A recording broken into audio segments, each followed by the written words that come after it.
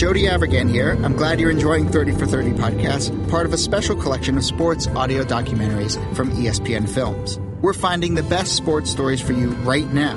And to do that, we're behind the wheel of the Mini Countryman, the biggest mini yet.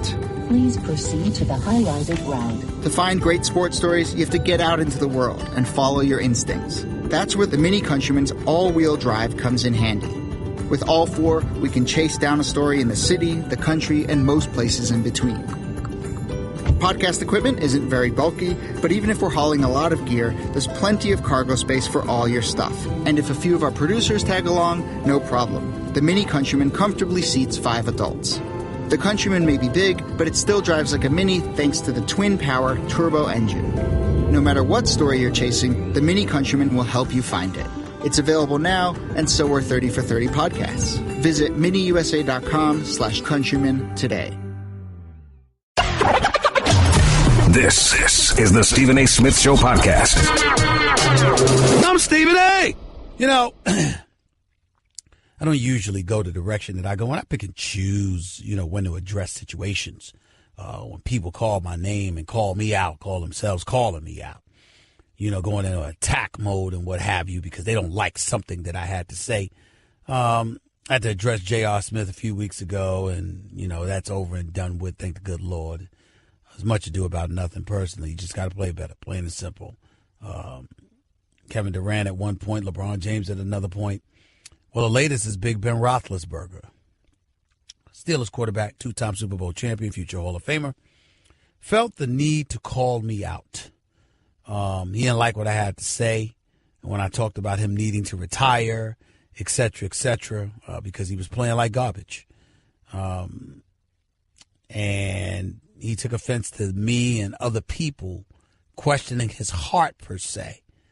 I would tell you that he didn't interpret our words nearly as accurately as he should have. I think it's on purpose. But nevertheless, he did make an attempt. So with that being said, before I even respond, I wanted you all to hear what Big Ben Roethlisberger had to say, basically, about yours truly. Take it away, y'all. Whenever someone says that, people are surprised why is Ben still playing? If he doesn't care, he's not playing well, he must not care about it, this, that, and the other.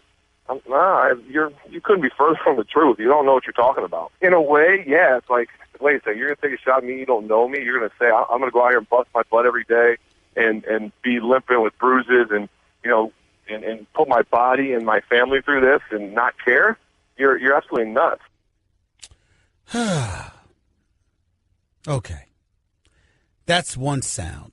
I guess we didn't have the other because he mentioned me by name, ladies and gentlemen. What I'd like to say is this. Basically, those comments were made yesterday on November 21st, following the Pittsburgh Steelers' 5th consecutive win. They beat Kansas City, Cincinnati, Detroit, Indianapolis, and Tennessee over the last 5 weeks. Ladies and gentlemen, I bring that up because he made these comments Tuesday, November 22nd. He was reacting to comments that I made Monday, October 9th. On October 9th, last month, that would happen to be, ladies and gentlemen, 1 month, 1 week, and 5 days. So 5 weeks, nearly 6 weeks after I made this comment, here he is bloviating.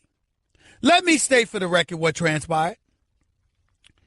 On October 8th, the Jacksonville Jaguars sauntered in to Pittsburgh, Pennsylvania, and destroyed the Steelers 30-9. They embarrassed them.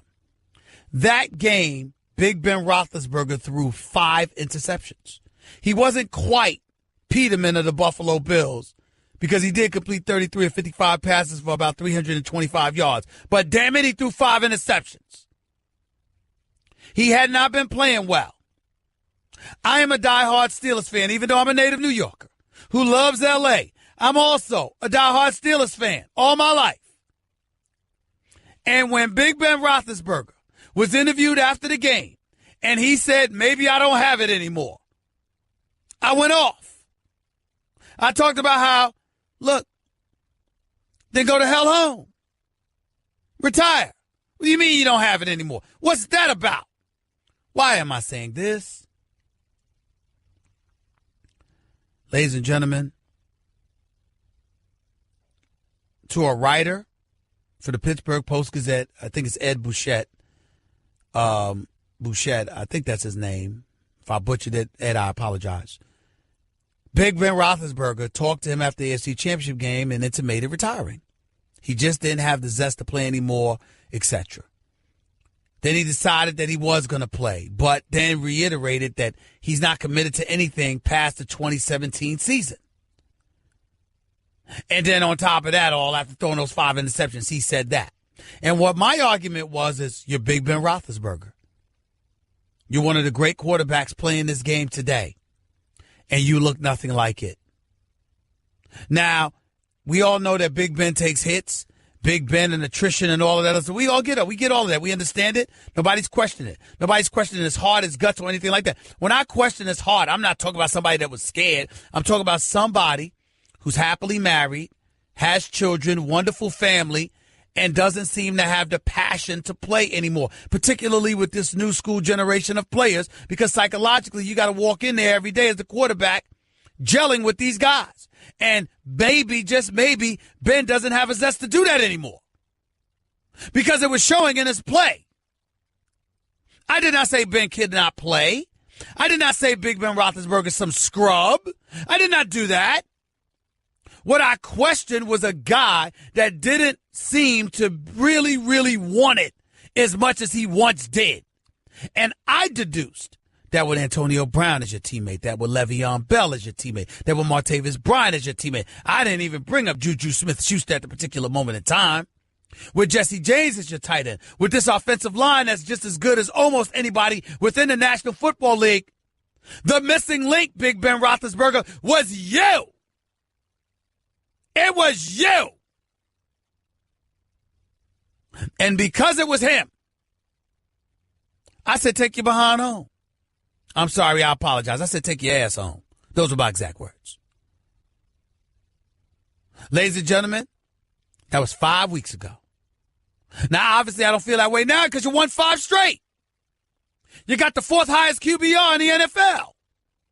So I certainly wouldn't say that now, but I said it then because somebody needed to light a fire under you. But don't get me wrong, I didn't do it to light a fire on you. I did it so if you didn't want to play, you go home. The Pittsburgh Steelers, in my mind, are legitimate title contenders. If Big Ben Roethlisberger says I'm hell-bent on competing with Tom Brady, I want to be just as good, if not better than Tom Brady when we meet up again in a potential AFC championship game. I don't want to be the missing link. I don't want to be the weak link. I want to go up against this man. I want a Super Bowl this badly. I got no problems with Big Ben as my quarterback. But if you are on the football field thinking about the wife and marshmallows by the fireplace and running around with the kids jumping on your broad shoulders and carrying them around and being healthy enough to play, there's no crime in that. You've earned it, Big Ben. You deserve our respect. But we would need another quarterback if you don't want to play. And 5 weeks later, in the midst of a 5-game winning streak, here he comes. Here he comes. So be it. I disagree with his statement, the accuracy of it, but I don't find anything that he said disrespectful. If I'm entitled to my opinion, he's entitled to his. He didn't disrespect me. He just said it's crazy for anybody who doesn't know him to assume such things about him. I got that. I respect it. I understand it. But he's wrong. And by the way, he's the key because all of the other pieces are there. And the Steelers' defense is better than it's been in years.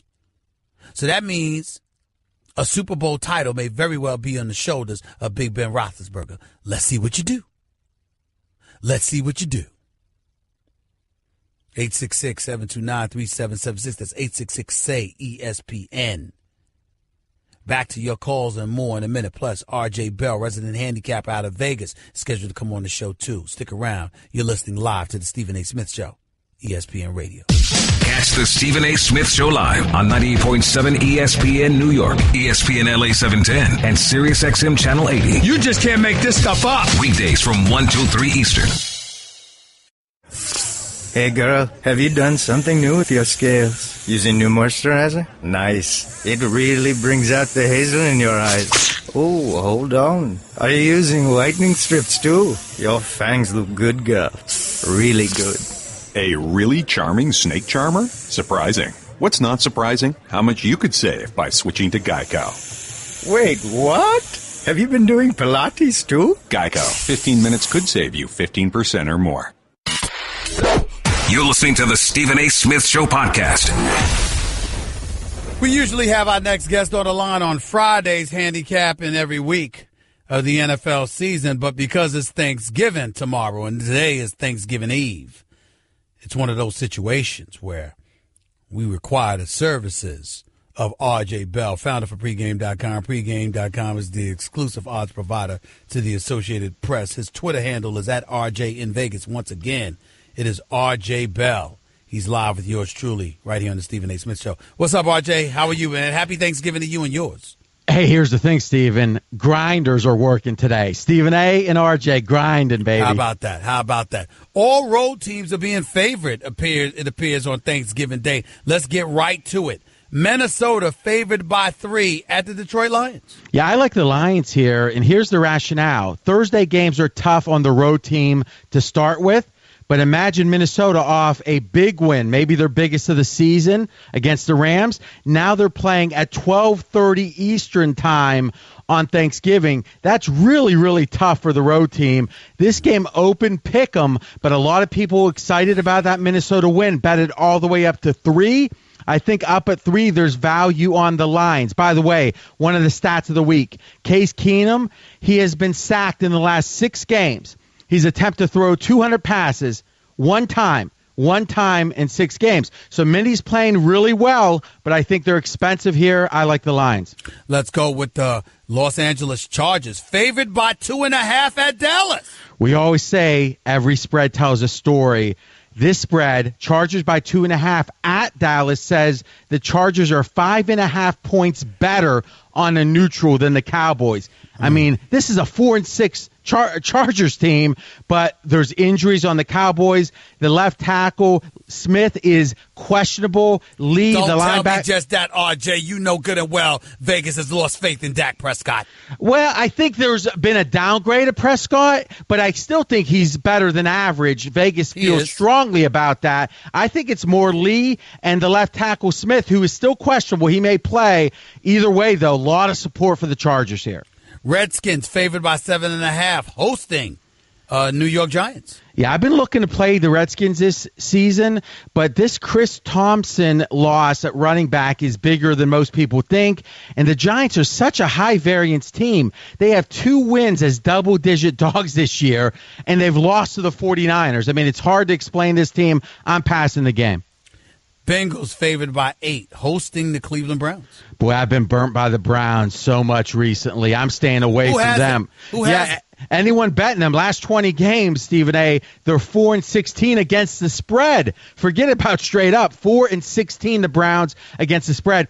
I actually like the Bengals here. Here's why. In the last 6 games against the Browns, they've won 6 straight. That's fine. They've covered 6 straight. And they've actually won those games by over 3 touchdowns per game on average. So not only are the Bengals beating the Browns, they're dominating the Browns. I like the Bengals. Eagles favored by 13.5, hosting Chicago Bears in Philly. Oftentimes it's dog or pass for me on these really big spreads. But I don't want any part of this dog because I think teams that are having their breakthrough season, like the Eagles, they tend not to be flat when you expect them to be flat, like with a big spread. They want to just keep that freight train rolling. I certainly didn't expect them to be flat against Dallas. I didn't know what my man Max Kellerman was thinking when he thought they were going to be flat against the Dallas Cowboys. That wasn't going to happen. Well, listen, I know Max a little. He's not as sharp as you, Stephen A. Let's just agree with that right off. Last thing about the Bears is they're off 2 disappointing division games. I mean, 2 weeks ago when they were hosting Green Bay, They were favored by like 4 points in that game. The fact that Hundley has only looked good against the Bears and nobody else, that concerns me. I would lean Eagles. Yes or no? Does Vegas consider the Philadelphia Eagles the best team in football? Right now, they're tied with the Patriots. Patriots favored by 7, hosting the Miami Dolphins. Actually, look closer. 17. And biggest spread of the season. And listen, Miami has a 4-6 record, 4-6, but they could be the worst team in the NFL. They have Jay Cutler. What's the debate? Well, that's true. Actually, if Moore plays this week, we would upgrade them by about a point. So we do think Matt Moore is slightly better. But I like the Dolphins here. Here's why. Pats are off that Mexico trip. And if you look at the post-game press conference, a lot of talk from Belichick about dehydration, about fatigue. Altitude. I expect this to be I really expect this to be a very slow-paced game. And if you're getting 17, that's good. One of my best bets of the week on the Dolphins. Did Vegas wonder what the hell McDermott was thinking by taking out Tyrod Taylor in favor of Peterman, especially after watching him perform? I got to tell you, I'm not a conspiracy theory guy, but I talked to one guy that really knows the Bills, and he said this. They have decided, the Bills, Taylor's not their future. But if they cut him in the offseason, it's only a $1 million cap hit, even though he's got that big contract. So they are inclined to cut him. But they looked at their schedule and said, we might make the playoffs with Taylor. Then it would be hard to cut him. So some people truly believe it was a sabotage. Is there any way, Stephen A., is there any way that the Bills thought that Peterman gave them a better chance last week? Not after the way I watched him perform, I'll tell you that. But anyway, Chiefs are favored by 10 hosting the Bills. And that's why I can't bet the Bills. I think whatever's going on behind the scenes here, I think the other players obviously know it. They saw Peterman in practice. He could not have looked all that good, right? Actually, I was told that they were in favor of the coach giving him a chance because he looked good in practice and he looked good in preseason. Okay, if that's true and I hadn't heard that, then that I'm still confused by all this, but I'm confused by Kansas City too. I mean, Andy Reid in his career off a bye entering last week, he was 19-3. The fact they lost to the Giants off a bye, I think both these teams, there's a big question mark. I'm going to pass it. We're talking about Atlanta Falcons being favored by 10, hosting Tampa Bay. I actually like Tampa here. Now, first, Atlanta is the number one wise guy team this season, meaning the wise guys have bet the Falcons almost every week. They've moved the line drastically almost every week. They actually were a favorite in Seattle, which hasn't happened in years against that Seattle team, obviously a little bit banged up. But I do like Tampa here. I think Fitzpatrick is at least equal to Winston, the way Winston has been playing. You got to wonder if this team feels free from all the drama and is playing a little freer. Tampa plus 10, I like it. Panthers favored by 4.5 at the New York Jets. So if you look at the advanced metrics, DVOA is what they call it. Carolina is the 9th best team in the NFL. Jets are number 27. So even though the Jets' record is really good, still the stats don't back them up. Cam is as healthy as any time all year. Carolina ran the ball well last game, first time in a while. And here's one of the stats of the week. Road favorites off of a bye. 63-24 against the spread. That's amazing because they're focused. I think Carolina is going to be focused. I lean Carolina. Tennessee favored by 3.5, plus 3.5 rather, at the Indianapolis Colts. That's my typo. They're actually favored by the 3.5. My typo. Sorry about that. But I do like the Colts here. One of my best bets of the week. I think Tennessee is just overrated. That 6-4 record is deceiving. I think this team's in the 20s. And one of the reasons, I think Mariota is regressing. Third year, you're supposed to get better. I don't see it. And Him and Jameis Winston. Yeah, both of them, really. I mean, imagine, would you have to think for a millisecond between Wentz and either of them? But they all were picked in the top 2, right? So, yep. And even Goff, right, is right now, that's an interesting question. Who would you take, Mariota or Goff? Oh, easily for me. You say Mariota. I'm sorry. I was thinking Wentz. I would say Wentz, obviously. Yeah. I don't know, but I would say Goff right now based on what I'm seeing from Mariota. And the fact that it's even a conversation shows you what kind of regression we're seeing. That's and right. the Colts, Brissett's playing better than people think. He's a mobile quarterback, and Tennessee doesn't do well against mobile quarterbacks. I like the Colts plus 3.5. Seahawks favored by 6.5 at San Francisco. Wow, think about this line. Is the Seahawks is a team I really wonder, have they had their dream crusher? They still can make the playoffs, but do you think these Seattle players think they have a chance at the Super Bowl? I mean, it's slim. Not without Cam Chancellor and Richard Sherman. I don't believe it. I agree. So I wonder what I think that Monday Night Football game might have been their last stand. I question the motivation. I question the distractions just around this whole Seattle team. And 49ers, last thing quickly on this, Stephen A. The 49ers in one-score games the last 2 seasons are 1-10 straight up. Now, you might say, oh, that's why they're so bad. No, those close games have a big element of luck in it. They're probably underrated because they've lost all those close games. I actually like the 49ers here. Rams favored by 2.5 hosting the New Orleans Saints. Winners of 8 straight. My game of the week here. The advanced stats have the Rams number 1 in the NFL, the Saints number 2, and this is a pros versus Joes. Pros are on the Rams, and the Joes are on the Saints here. And the spread, though, says these are even teams. Typically, home field is 3. Rams are favored by 2.5, but the Rams don't have as good a home field as most teams. So this is the market saying these are even teams. I'm going to stick with the pros on the Rams. Jaguars favored by 5.5 at the Arizona Cardinals. So you got Gabbert quarterbacking again. He's actually worse than Stanton, if you can imagine that. About 2 points worse. We downgrade him. And look at Peterson. He had that good first game, but last 4 games he's averaged less than 2 yards a carry in 3 of the 4. And here's the thing about the Jags. They had a good defense all year, but now that they've added Marcel Darius, last 3 games, they've given up only 2.5 yards per carry. And the Jags actually had a really bad rush defense prior to that. This Jags team is the best defense in the NFL. I would lean towards Jacksonville. How the hell is the Oakland Raiders favored by 5 hosting the Denver Broncos? They don't look good on the other side of the ball. Well, Denver doesn't either, right? 5 straight losses, 4 out of 5 by double digits. Now Paxton Lynch. Here's the thing to realize. When a team takes heat for not playing a high draft choice, you know how bad that draft choice is. We saw it last year with Goff. Whatever he's done this year, Goff was not ready last year, and everyone's saying, where's Goff? Where's Goff? Well, when they played him, he was horrible because he wasn't ready. Well, you think Lynch is getting played because he's all of a sudden ready, or they don't have any alternative? To me, Lynch is a downgrade. I was going to play Denver with Osweiler, but with Lynch, I think you're going to see a catastrophe. But I don't want to bet Oakland off of Mexico City and that altitude game, so I'm staying away. Steelers favored by 14 hosting the quarterback-less Green Bay Packers because that bad man Aaron Rodgers is not there and Huntley is in his place. Oh, Huntley has been bad in every game but one. We talked about that.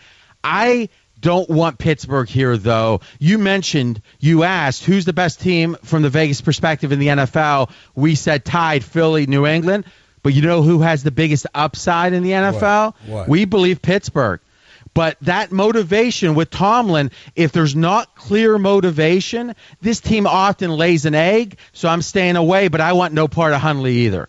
Baltimore Ravens, last one. Baltimore Ravens favored by 7.5 hosting Houston Texans. I like the Texans here. Listen, let's give the Ravens D credit. One of the best in the NFL.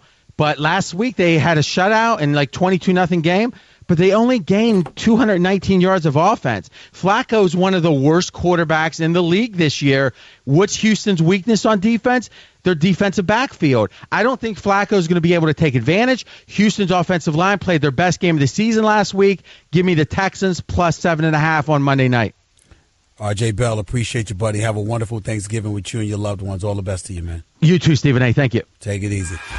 Guess what? You're in the middle of the Stephen A. Smith Show podcast. Damn it, I mean it! Back to the phones we go right here at the Stephen A. Smith Show, ESPN Radio. Apparently, my producer's going to send me some article that's been written about me, talking about I absolutely have to apologize to Steelers fans for my horribly inaccurate comments. I'm anxious about Ben Roethlisberger. I'm anxious to see this. Because, see, here's the difference between me and most people, I guess, in this business. Listen, I talk 4 live hours a day, 20 live hours a week. That doesn't even include Sports Center appearances and beyond. Ladies and gentlemen, if I'm wrong, I'll apologize. And if Big Ben is out there listening, if Steelers fans across this nation are out there listening, if I'm wrong about what I said, I will apologize. I have no problem. It's not personal. I'm a Steelers fan. I didn't like what I was seeing after they lost to Jacksonville 30-9, and I said what I said. And I meant every word of it. If you don't want to play, you should retire. Obviously, the way he's been playing in recent weeks, that's not the case. But at the time I said it, I meant it. And if I was wrong in any way, I'll apologize. But I doubt I was wrong. I'll wait to see the article. Go back to the phones. Teddy, you're live with Stephen A. What's up? Stephen A., what's up, brother? My brother, how are you? Just want to say, man, you don't need to apologize. I'm a Steeler fan, been a Steeler fan since 1975. Hey, the truth hurts. What can you do? Did you see what I said? Did you see what I said? Oh, yeah. I mean, did I say something wrong? I'm still trying to figure it out. What did I say that was wrong? And that's why I say you make me laugh every day because you speak the truth. You keep up the good work, brother. Not going to waste any more of your time. Have a happy Thanksgiving, you and your family, and you just keep it rolling. Have a happy Thanksgiving to you and yours as well. God bless. All the best to you, man. Let's go to Wendell in L.A. You're live with Stephen A. What's up, Wendell? Hey, holidays greetings, Stephen A. To you too, man, bro. I got a couple of points I want to run by you real quick. I think it was Herm Edwards that said we played to win the game, correct? With Buffalo, that stunt they pulled they were 5-4. You're in the hunt for a playoff, in the race. Why would you pull your starting quarterback that gave you the best chance to win to put an unproven commodity out there? I don't get it. I'm baffled by that move. And the question is, Baker Mayfield, do you think his immaturity and lack of self-control has cost him the Heisman Trophy? Not at all. Not at all. He shouldn't be cost a Heisman Trophy at all. It was foolish for him to act that way and to respond to the critics the way that he did, but under no circumstances should it have anything to do with deciding whether he wins the Heisman or not. Absolutely not. Not the way he's performed this year. If you're going to take it from him for on the field stuff. Don't sit up there and try to get all sanctimonious and take it away from him because you wish that he behaved perfectly. That's not what this award is about. At least that's not what it's supposed to be about. Anyway. There we go. I appreciate it, brother. I got to go. Happy Thanksgiving to you and yours. 866-SAY-ESPN. We'll close out the show with your calls in a minute. You're listening live to Stephen A. on ESPN Radio. Guess what? You're in the middle of the Stephen A. Smith Show podcast. Damn it, I mean it! Sexy, sexy. Cold-blooded.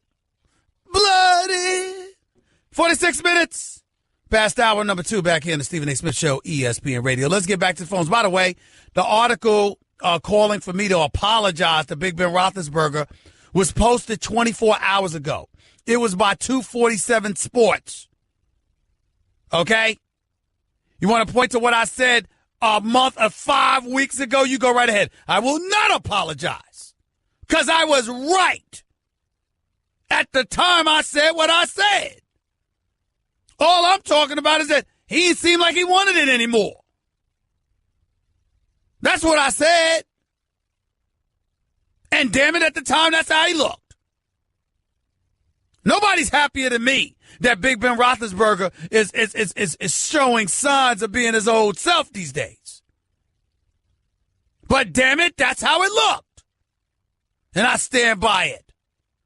Bootsy, you're live with Stephen A. What's up? What's up, Stephen A.? This is Bootsy Barnes from Claxton, Georgia. Did I not just say Bootsy? Did I not just say that?